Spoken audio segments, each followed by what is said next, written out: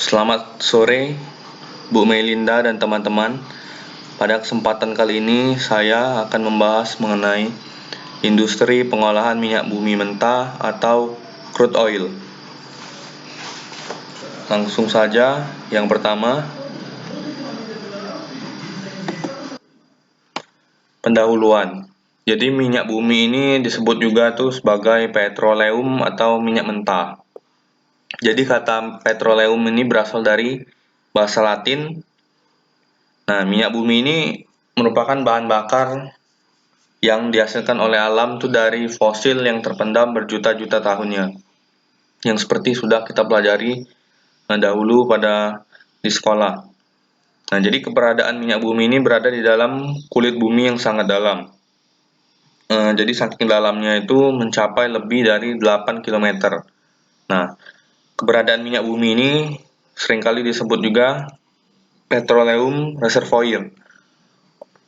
Lalu ada istilah juga disebut impurities, yang berarti minyak bumi yang masih bercampur dengan berbagai bahan yang tidak dikehendaki. Nah, jadi waktu pengambilan minyak bumi dari kulit bumi ini, yang didapat itu bukan hanya minyak bumi saja, tapi minyak bumi itu bercampur dengan berbagai macam bahan-bahan kimia atau bahan-bahan logam yang masih banyak tercampur di dalam kulit bumi tersebut. Lalu selanjutnya, kita mempelajari mengenai bagaimana asal dari minyak bumi itu. Jadi yang pertama itu kita ketahui ada teori bernama teori biogenesis atau teori organik. Nah, jadi teori organik ini ditemukan oleh Macquer, berasal dari Prancis tahun 1758, lalu dikembangkan seterusnya tahun-tahun berikutnya oleh beberapa tokoh seperti Lomonosov, Newbery, Engler, dan terakhir tahun 1936 oleh Brooke. Nah, jadi apa maksud teori biogenesis ini? Jadi teori biogenesis ini adalah minyak dan gas bumi itu berasal dari organisme laut yang telah mati berjuta-juta tahun yang lalu dan membentuk sebuah lapisan di dalam perut bumi. Jadi teori ini intinya adalah minyak bumi itu berasal dari makhluk hidup yang ada di laut yang telah mati berjuta-juta tahun yang lalu. Jadi organisme laut ini entah itu ikan-ikanan atau tumbuh-tumbuhan yang berada di dalam laut. Lalu selanjutnya, teori yang kedua adalah teori abiogenesis. Kebalikan dari teori organik tadi, teori abiogenesis ini nama lainnya adalah teori anorganik. Jadi maksudnya teori anorganik ini adalah minyak bumi itu mulai terbentuk sejak zaman prasejarah, jauh sebelum bumi terbentuk dalam bersamaan dengan proses terbentuknya bumi. Nah, teori mengatakan minyak bumi itu berasalkan dari hal anorganik. Jadi minyak bumi itu sudah ada jauh sebelum bumi terbentuk. Maksudnya itu minyak bumi ini berarti sudah terdapat dari sananya, bukan tercipta melalui fosil-fosil atau hewan-hewan dan tumbuhan-tumbuhan yang mati. Jadi maksudnya biogenesis ini minyak bumi itu sudah ada dari awalnya, dari proses terbentuknya bumi di awal. Begitu. Lalu selanjutnya, bagaimana dengan cara penambangan minyak bumi? Nah, untuk penambangan minyak bumi ini ada yang disebut dengan hydraulic fracturing. Jadi hydraulic fracturing itu berarti adalah teknik penggalian sumur untuk mendapatkan minyak melalui penghancuran bebatuan dengan memompakan cairan bertekanan tinggi. Jadi teknik ini menggunakan menggali lapisan tanah itu sampai lapisan bebatuan itu lalu dihancurkan, lalu caranya mendapatkan minyak bumi adalah dengan memompakan cairan bertekanan tinggi dari atas. Lalu tiga proses utamanya adalah sebagai berikut. Yang pertama adalah penggalian sumur.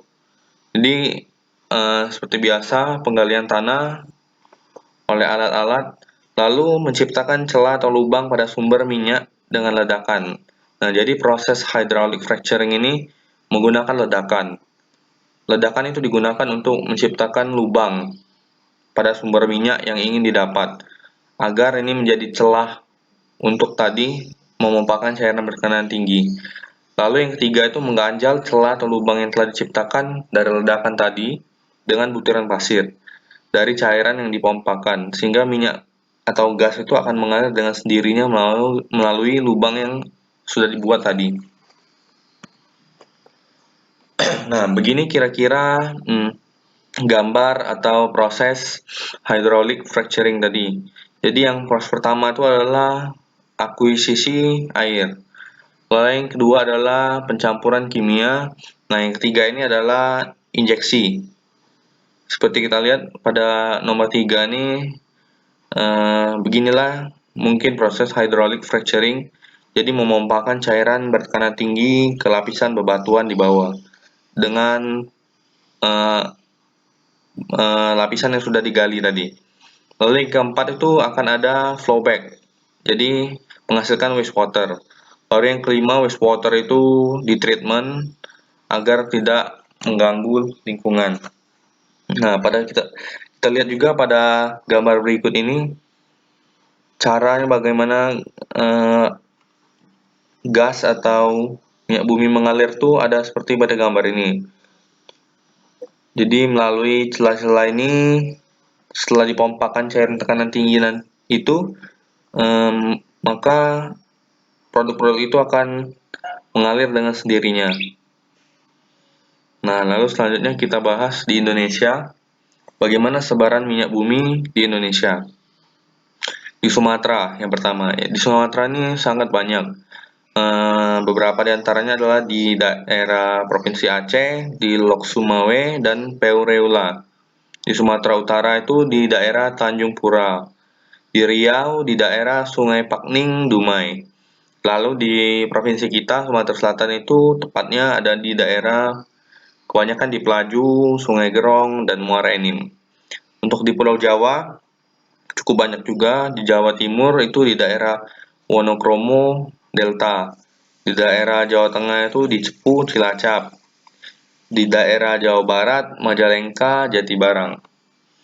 Untuk selanjutnya itu di daerah Kalimantan itu ada di Balikpapan, dan ada di Kalimantan Utara tuh tepatnya di Pulau Tarakan, lalu Pulau Bunyu, di Kalimantan Timur, Sungai Mahakam. Kalimantan Selatan itu di daerah Amuntai, Tanjung, Rantau. Cukup banyak untuk di daerah Kalimantan. Lalu selanjutnya di daerah Maluku dan Irian Jaya. Jadi di daerah timur ini, di Maluku itu terdapat di Pulau Seram dan Tenggara. Lalu di Irian Jaya ini di Kelamono, Sorong, dan Babo. Selanjutnya kita lihat kebutuhan BBM itu bagaimana dari tahun-tahun sebelumnya sampai kita ke tahun 2020 sekarang. Jadi untuk kebutuhan BBM dan perkiraan kebutuhan BBM itu, jadi untuk kapasitas kilang itu sendiri dari tahun 2019 sampai 2015 ke tahun 2020 ini selalu meningkat untuk kapasitas kilang. Lalu untuk produksi kilang juga begitu, selalu meningkat.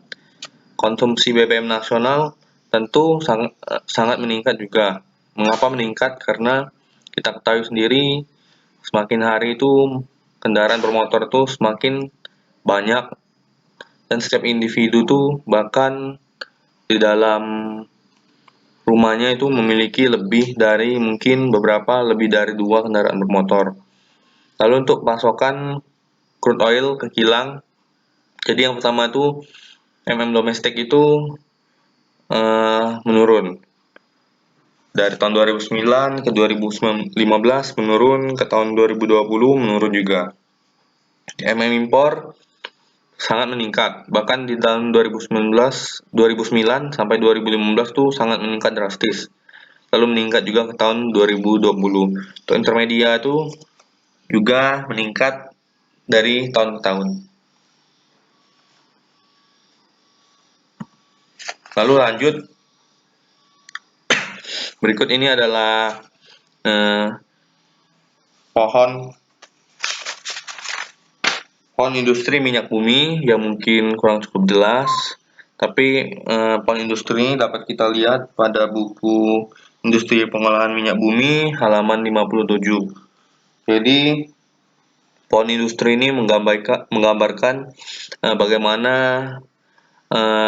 hasil-hasil minyak bumi ini setelah proses-proses itu akan menjadi apa saja produknya, dari hulu, antara, ke hilir, dan produk akhir. Jadi dapat kita lihat dengan singkat, jadi minyak mentah itu dari kilang itu akan menghasilkan berbagai produk seperti gas kilang, bensin mentah, dan nafta. Lalu ada juga middle distilasi dan residu. Nah, lalu selanjutnya itu akan menghasilkan olefin, aromatik, dan normal parafin, serta syngas. Nah, selanjutnya itu mulai masuk ke industri hulu. Jadi untuk hulu ini menghasilkan banyak bahan-bahan kimia itu yang sangat berguna bagi kehidupan kita, seperti etilen, propilen, butadin, benzen, toluene, silene, metanol, asid, dan amonia. Nah, di industri antara ini setelah produk-produk di hulu tadi diproses dengan berbagai proses seperti polimerisasi, oksidasi, alkilasi, klorinasi, dan lain-lainnya itu akan menjadi bahan-bahan kimia juga yang lebih banyak seperti edisi, polyethylene, ethylene oxide, PP, propylene oxide, cyclohexane, toluen diisocyanate, alkyl benzen, dan lain-lain. Setelah melalui proses juga akan menghasilkan produk di industri hilir yang lebih berguna, seperti PVC yang kita tahu itu sangat berguna untuk menghasilkan plastik, lalu ada PET juga, PAN, lalu juga ada nilon yang menghasilkan produk akhir seperti serat. Nah, produk akhir ini selain serat itu juga ada plastik, pelarut, bahan pelembut, bahan pembersih, dan bahkan dari gas bumi ini sendiri, produk akhirnya itu bisa menghasilkan pupuk, dan dari minyak mentah juga bisa menghasilkan pupuk. Selanjutnya, komposisi minyak bumi. Jadi komposisi minyak bumi ini seperti kita sudah bahas tadi di pendahuluan itu, jadi minyak bumi itu bukan minyak mentah saja kandungannya, tetapi terdapat berbagai macam bahan-bahan kimia atau logam. Contoh seperti ini. Untuk gas bumi sendiri itu jadi unsur karbonnya itu 65 sampai 80, hidrogen 1 sampai 25, belerang 0 sampai 0,2, nitrogen 1 sampai 15. Lalu untuk aspal 80 sampai 85, hidrogen 8,5 sampai 11, belerang 2 sampai 8, nitrogen 0 sampai 2. Nah, untuk minyak mentah sendiri ini dia dibagi menjadi dua jenis, ada beberapa tuh yang sekitaran unsur karbonnya itu yang 82 sampai 87, ada yang 83 sampai 87.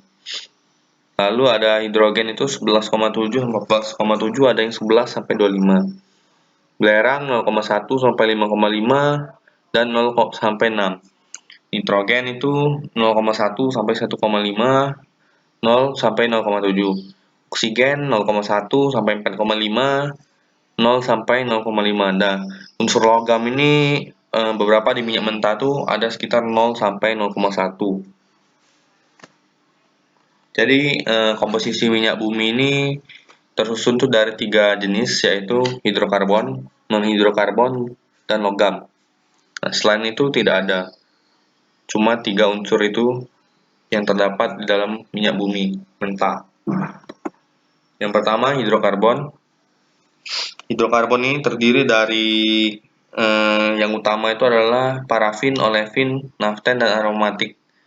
Jadi untuk parafin sendiri itu maksudnya adalah hidrokarbon jenuh rantai lurus seperti alkana.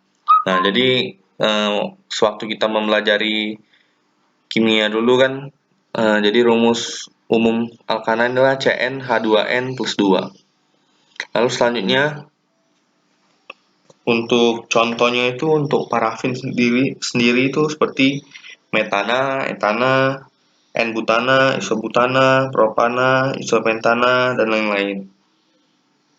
Nah, jadi untuk jumlah senyawa yang tergolong senyawa isoparafin itu jauh lebih banyak daripada senyawa yang tergolong N-parafin. Tetapi di dalam minyak bumi mentah itu kadar senyawa isoparafin itu lebih kecil biasanya daripada N-parafin itu sendiri. Lalu selanjutnya olefin, yang berarti itu hidrokarbon tidak jenuh yang membentuk struktur cincin CnH2n. Lalu selanjutnya naftena, yang berarti adalah hidrokarbon jenuh membentuk struktur cincin CnH2n. Dan terakhir itu adalah senyawa aromatik, yang berarti hidrokarbon tidak jenuh tetapi berinti atom karbon membentuk cincin benzen C6H6. Contoh aromatik itu yang seperti kita tahu tuh selain benzen adalah metilbenzen dan naftalena. Nah, minyak bumi yang berasal dari Sumatera dan Kalimantan itu umumnya memiliki kadar aromatik yang relatif besar. Karena kandungannya itu kandungan senyawa hidrokarbon tidak jenuh berinti atom karbon itu di Sumatera dan Kalimantan itu cukup tinggi. Selanjutnya itu senyawa non-hidrokarbon. Lalu senyawa non-hidrokarbon ini merupakan unsur ini yang tidak dikehendaki dalam penghilangan minyak bumi. Jadi contohnya tuh seperti belerang. Kita tahu sendiri belerang ini bersifat korosif. Nah, belerang ini mengapa tidak dikehendaki dalam penghilangan minyak bumi? Karena dia meracuni katalis waktu perengkahan. Dan juga sangat mencemari udara dalam proses pengolahan minyak bumi. Juga menimbulkan bau tidak sedap. Lalu yang kedua adalah nitrogen. Nitrogen ini zat yang bersifat basah, mengganggu kestabilan warna, bau, dan penuaan pada produk lebih cepat. Yang ketiga adalah oksigen, jadi pada proses katalitik O2 itu tidak menyebabkan masalah serius seperti belerang dan nitrogen, khusus untuk oksigen. Lalu yang terakhir adalah senyawa logam. Nah, seperti yang saya bilang tadi, waktu proses pengambilan minyak bumi itu jadi selain senyawa-senyawa hidrokarbon dan non-hidrokarbon juga terdapat senyawa-senyawa logam yang terdapat dalam kandungan minyak bumi. Biasanya kandungannya cukup kecil 0,01 sampai 0,05% di dalam minyak bumi. Kandungan yang tertinggi itu biasanya yang terdapat di dalam yang bercampur dengan minyak bumi itu adalah vanadium, nikel, dan natrium. Jadi terdapat dalam bentuk garam terlalu tersuspensi dalam minyak. Biasanya logam-logam ini seperti itu. Khusus seperti vanadium dan nikel itu merupakan racun bagi katalis pengolahan minyak bumi. Makanya senyawa logam ini sangat tidak dikehendaki dalam proses pengolahan minyak bumi. Selanjutnya kita akan belajar mengenai karakteristik minyak bumi. Terdapat dua sifat, yaitu sifat fisika dan sifat kimia. Pertama kita akan membahas sifat-sifat fisika. Jadi untuk sifat fisika ini sendiri terdapat banyak. Yang pertama adalah berat jenis. Beratnya jenis ini atau sering disebut juga specific gravity. Jadi berat jenis ini digunakan untuk menunjukkan secara kasar kualitas minyak bumi tersebut. Jadi semakin kecil specific gravity minyak bumi tersebut, maka makin besar api gravity-nya. Makin bagus kualitasnya maksudnya. Jadi maka tinggi harga atau ringannya minyak tersebut tuh dipengaruhi juga oleh berat jenis ini. Nah, untuk spesifikasinya itu berdasarkan specific gravity itu minyak bumi itu dibagi 5 macam. Minyak bumi itu ada yang ringan, medium berat, berat, sangat berat. Untuk ringan sendiri itu specific gravity atau SG-nya itu di bawah 0,83. Untuk medium ringan berkisaran SG-nya 0,83 sampai 0,85. Medium berat kisaran 0,85 sampai 0,86. Untuk berat 0,86 sampai 0,9. Untuk sangat berat tuh Sg-nya lebih besar dari 0,9. Itu untuk berat jenis.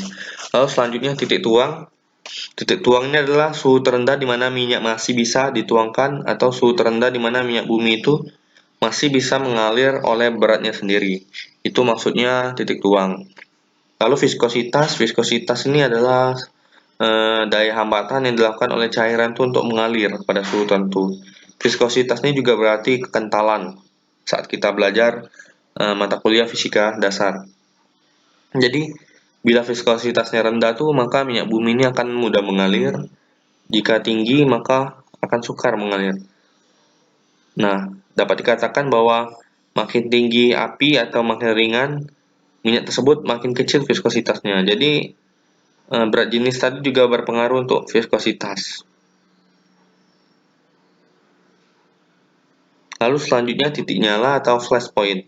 Titik nyala adalah suhu terendah di mana minyak bumi itu apabila dipanaskan sudah memberikan uapnya yang cukup dengan campurannya dengan udara sehingga akan menyala sekejap apabila diberi sumber nyala api. Itu maksudnya untuk titik nyala. Lalu warna. Nah, warna itu pada minyak bumi itu sebenarnya tidak selalu hitam. Ada kalanya itu malah tidak berwarna sama sekali. Jadi pada umumnya warna itu berhubungan dengan berat jenisnya. Lagi-lagi berhubungan dengan berat jenis. Jadi kalau berat jenisnya tinggi, warnanya itu menjadi hijau kehitam-hitaman atau hitam pekat. Tetapi kalau berat jenisnya rendah, warna akan coklat kehitam-hitaman. Warna ini disebabkan karena berbagai pengotoran. Salah satunya tadi adalah oksidasi senyawa hidrokarbon, karena senyawa hidrokarbon itu sendiri tidak memperlihatkan warna tertentu kan pada sifat umumnya. Lalu fluoresensi. Minyak bumi itu mempunyai sifat fluoresensi, itu maksudnya jika terkena sinar UV akan memperlihatkan warna lain. Dari warna biasanya yang seperti tadi, coklat kehitam-hitaman atau hijau kehitam-hitaman. Nah, jadi warna fluoresensi ini minyak bumi itu ialah kuning sampai kuning keemas-emasan dan kelihatan sangat hidup. Nah, lampu UV ini gunanya itu memudahkan kita untuk mengetahui adanya minyak bumi yang terdapat pada keping batuan dan lumpur pemboran. Nah, jadi fluoresensi ini sangat berguna saat kita melakukan penggalian minyak bumi. Lalu ada bau. Bau pada minyak bumi ini ada yang berbau sedap dan ada pula yang tidak. Biasanya itu karena pengaruh molekul aromat. Jadi minyak bumi yang berbau ini tidak sedap nih biasanya terutama karena mengandung senyawa nitrogen ataupun belerang. Kita tahu sendiri sifat belerang itu bau, korosif, makanya menyebabkan bau yang tidak enak. Adanya H2S juga memberikan bau yang tidak sedap. Golongan parafin dan nafta itu biasanya memberikan bau yang sedap kebalikan dari senyawa belerang tadi. Lalu selanjutnya karakteristik minyak bumi, sifat kimia.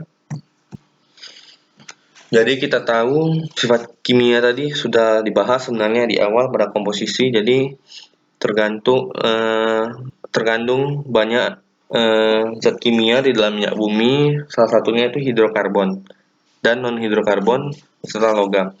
Nah, tadi untuk non hidrokarbon itu senyawaan sulfur, oksigen, nitrogen itu biasanya sangat banyak ditemukan. Seperti kita tahu tadi sulfur itu sangat merugikan karena bau, membuatkan pencemaran udara dan mengganggu proses katalisasi pada perengkahan. Oksigen tidak terlalu berdampak. Nah, nitrogen juga menyebabkan gangguan sedikit. Lalu ada unsur konstituen metalik atau logam tadi yang juga beberapa itu menjadi racun bagi katalis pengolahan minyak bumi jika terbawa di dalam pengolahan produk. Lalu selanjutnya itu pengolahan minyak bumi mentah terbagi dua proses, yaitu primer dan sekunder. Untuk primer sendiri adalah tahap utama memasukkan crude oil itu ke tanur atau furnace melalui airan pipa yang dipanaskan. Lalu dimasukkan ke kolom fraksinasi flash chamber dengan pemanasan steam atau uap. Lalu ada proses sekunder, jadi minyak itu diolah menurut diagram alir di kolom distilasi. Jadi meliputi distilasi, perengkahan, reforming, alkilaso, dan polimerisasi, pemurnian, serta blending. Nah, nanti kita akan membahas berbagai tahap ini selanjutnya dengan lebih terperinci. Jadi seperti ini kira-kira adalah alur pengolahan minyak bumi. Jadi minyak mentah yang sudah didapatkan itu akan dimasukkan ke penyimpanan, lalu penghilangan garam. Garam tadi sendiri itu logam tadi sendiri kita tahu kan dalam bentuk garam. Lalu masuk ke destilasi fraksinasi, dipisahkan fraksi berat dan ringan, lalu melakukan proses hidrokarbon seperti cracking, reforming, alkilasi, polimerisasi, pemurnian, blending, lalu baru memasukkan produk-produk akhir minyak bumi.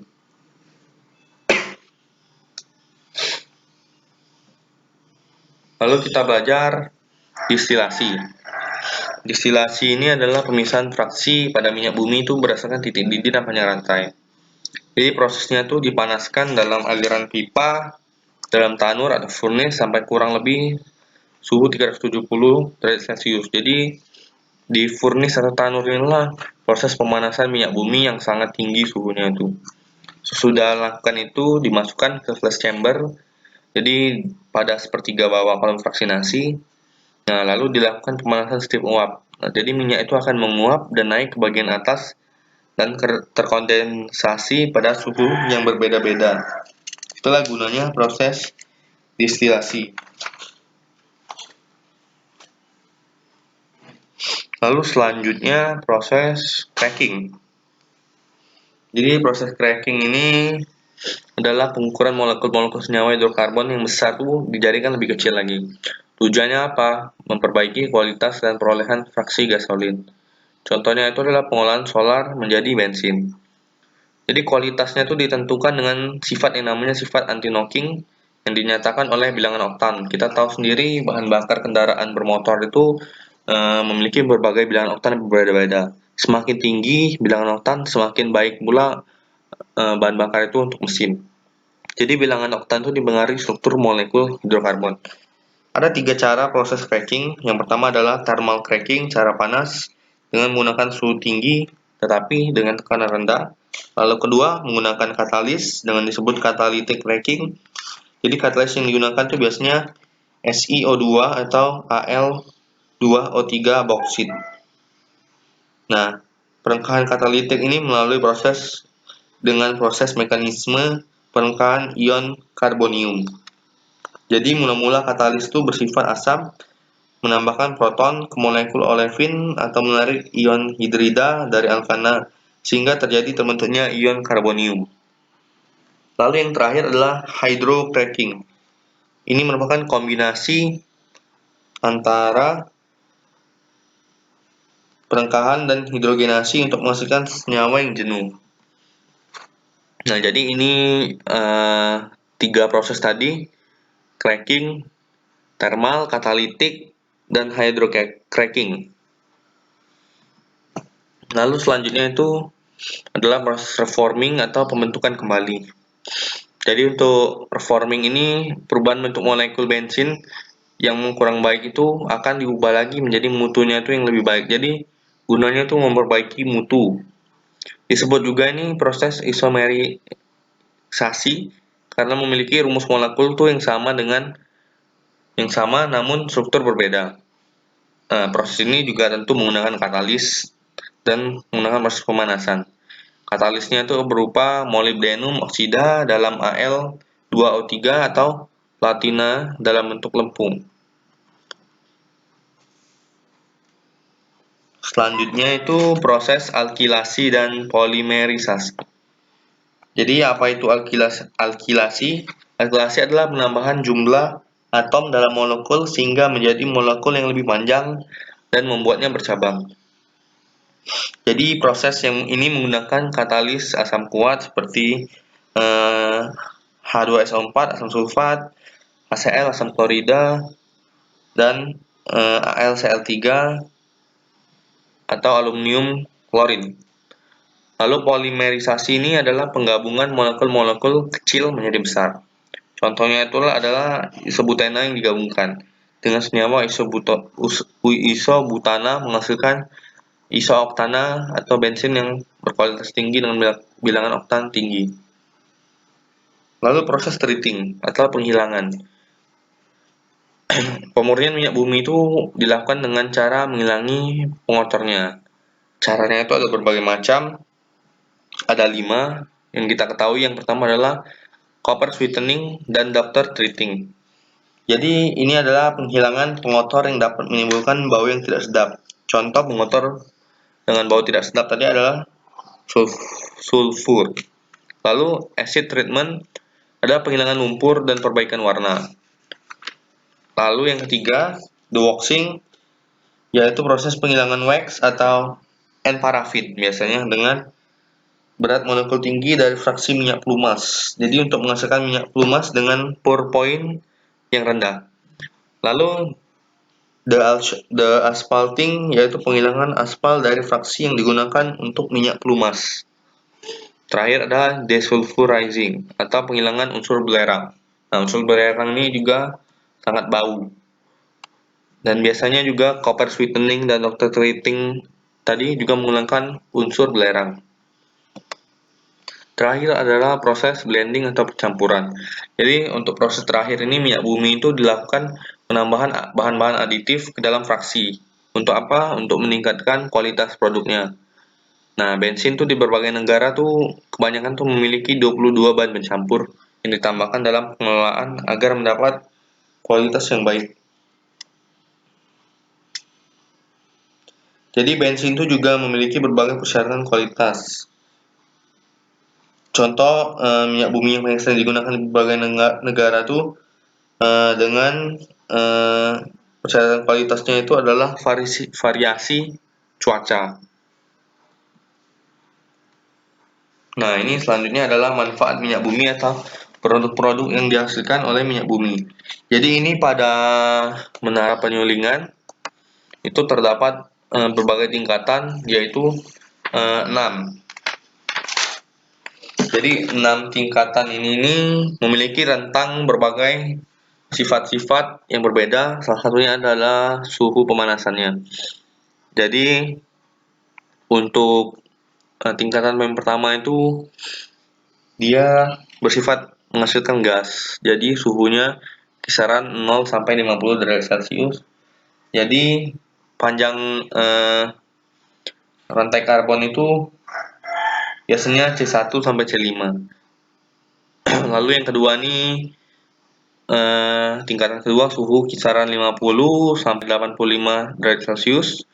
Yang ketiga 85 sampai 105 derajat Celcius. Yang keempat 105 sampai 135 derajat Celcius. Yang kelima 135 sampai 300 derajat Celcius, dan terakhir yang keenam itu lebih tinggi dari 300 derajat Celcius. Yang terakhir ini adalah biasanya menghasilkan bahan-bahan yang keras. Nah, berikut contoh pemanfaatannya. Jadi pertama tadi, tingkat pertama tuh atom 1 sampai C5. Hidrokarbon itu rantai pendek berwujud gas, banyak dimanfaatkan itu sebagai bahan bakar seperti kompor dan kendaraan. Jadi contohnya tuh di dapur itu kita menggunakan gas tabung atau LPG. Nah, ini adalah satu produk yang dihasilkan. Selain itu ada BBG dan umpan untuk proses petrokimia. Lalu yang kedua adalah fraksi kedua itu disebut juga nafta yang diolah menjadi bahan bakar seperti bensin. Panjang rantai karbonnya itu C6 sampai C11. Nah, ini biasa digunakan untuk bahan bakar motor juga, bahan bakar penerbangan bermesin piston, lalu juga umpan proses petrokimia. Lalu yang ketiga nih panjang rantainya C12 sampai C20. Jadi kerosin ini atau minyak tanah ini biasa tuh dimanfaatkan sebagai minyak tanah dan aftur atau bahan bakar pesawat jet. Juga untuk bahan bakar rumah tangga, bahan bakar industri, dan umpan proses petrokimia. Lalu yang keempat nih panjang rantai C21 sampai C30 sering disebut solar, digunakan untuk bahan bakar diesel. Juga untuk bahan bakar industri. Untuk yang kelima, panjang rantai C30 sampai C40 disebut juga itu minyak berat. Jadi seperti pelumas, seperti lilin, nah itu juga digunakan untuk proses petrokimia. Lalu yang keenam adalah residu. Dengan panjang karbonnya itu sangat panjang tuh di atas 30, bahkan mencapai 40. Lalu fraksi residu ini dimanfaatkan tuh sebagai aspal untuk pembuatan jalan utama. Selain itu juga untuk bahan bakar boiler atau mesin pembangkit uap panas, dan juga bahan pelapis anti bocor, karena ini merupakan bahan yang paling keras yang dihasilkan oleh minyak bumi. Nah, manfaatnya tadi seperti kita tahu itu sangat banyak untuk bahan bakar, kendaraan bermotor, bahan bakar diesel, bahan bakar mesin jet, dan lain-lain, sumber gas cair, industri-industri kimia itu menggunakan banyak minyak mentah juga, lalu sumber produksi polimer, produksi bahan serat, sumber bahan poliuretan, produk keperluan dapur seperti gas LPG tadi, sumber pengelolaan pupuk, pembangkit listrik. Nah, lebih gampangnya itu manfaat minyak bumi ini dapat kita lihat tadi pada pohon industri minyak mentah tadi. Nah, lalu terakhir ini bagaimana setelah kita mengambil minyak bumi ini, kita mengembalikan lahan yang sudah kita rusak tadi. Disebut dengan reklamasi tambang. Jadi, reklamasi tambang ini adalah usaha untuk mengembalikan lahan dan vegetasi hijau dalam kawasan hutan rusak akibat pertambangan. Jadi kita lihat pada gambar nih, yang pertama tuh lahan pertambangan awan akan rusak. Lalu kita memilih tanah tuh yang untuk melakukan reklamasinya tuh tidak boleh sembarang juga.